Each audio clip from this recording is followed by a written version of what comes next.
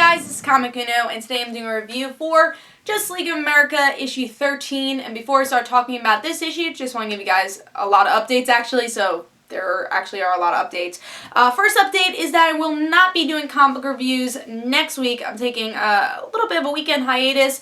Wednesday through Sunday I won't have videos, so I'm sorry guys. Maybe I'll try to have an hour review. I don't know if that's going to happen. That's not going to be promised. But there's definitely no in-depth comic book reviews this week. But I will have Comic Uno episode for the next week. And I'll probably have that Sunday or Monday. So it's obviously going to be a lot later than I usually have it, but I will have some sort of review for that. So subscribe to Comic Frontline if you're not subscribed, because you only will be able to see it there. Also on Twitter, I will be tweeting out probably my thoughts on every issue. So you could follow me on Twitter. You can find that out. That should be throughout the weekend of next weekend. So be sure to check that out. And also Comic Uno episode 39 this week. And here are the comics, those exclusive comics. And again, Comic Uno episode is the show where I review all the comics I read this week in one show. Here are those exclusive comics. We got Invincible issue 109. Powerpuff Girls issue 7, which I have a Kitty Corner review for. Hawkeye issue 17. Smallville Alien issue 4. Black Widow, issue 4. The Superior Foes of Spider-Man, issue 9. Nightwing, issue 29.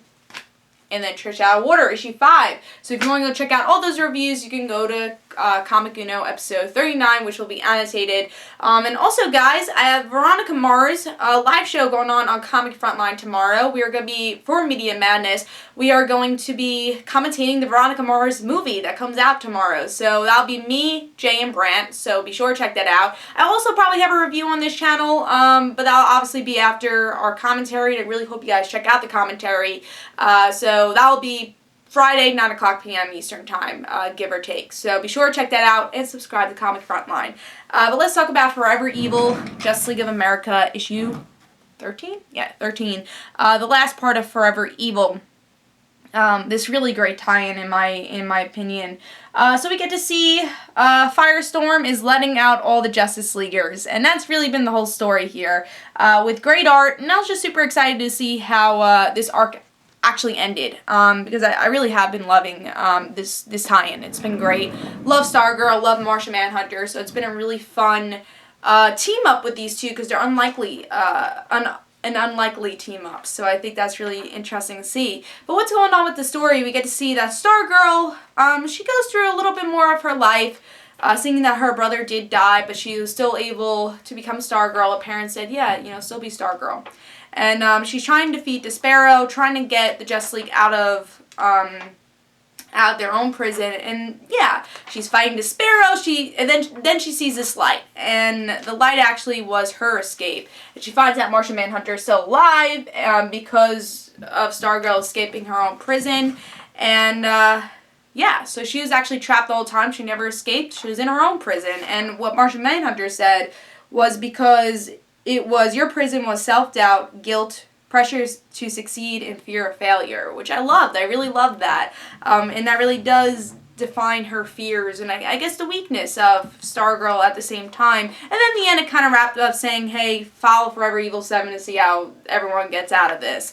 And that's the end of the tie-ins here. I don't know when we're going to get, what next story we're going to get with Justice League America. I think the next story is the end, I'm pretty sure, because obviously I don't tell you, but I think it's the end is the last issue, and then we're going into the next Justice League story, which Stargirl and I'm pretty sure Martian Manhunter are both in. And I'm sorry, I was just concentrating more on this, which looks so awesome. It's Nightwing's Weapons, which I don't know why I can't think of the name right now.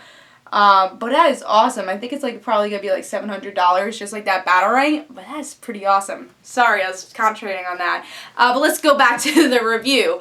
Yeah, so I like this issue a lot, honestly. It's the only issue that really stuck out to me really this week.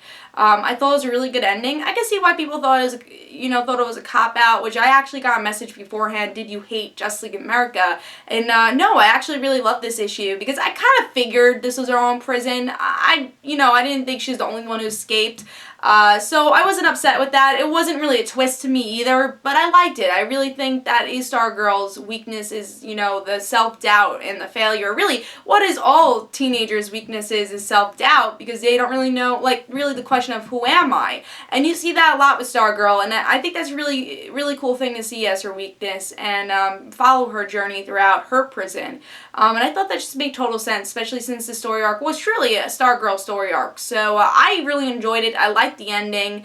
I don't think it was a cop-out, and I liked the journey all the way through. I thought the narration was perfect here. Even though I felt maybe it was a little cluttered at times, I know a lot of people had that complaint. I think it fit for what was going on. There's so much madness in Forever Evil. It was Stargirl's mind this whole time, so it makes sense that everything is a little bit on the cluttered side. And we see that in this issue too, and we've been seeing that with every issue, but I think that's really the format of what the story is all about. So this is actually my pick of the week. This was really the only story that stuck out to me really this week, and I really enjoyed it. I'm glad that, in my opinion, ended really well. So art was really good. Really looking forward to see how Justice League America ends and how they start the new Justice League team. So I'm going to give this 5 stars. Really like that, and I really like this issue. So this is my pick of the week, and I hope you guys enjoyed. This is Comic Uno. Guys, don't forget to follow me on Twitter for Comic Uno and the Red Situations, and don't forget to like my Facebook page, and I'll see you guys later. Bye.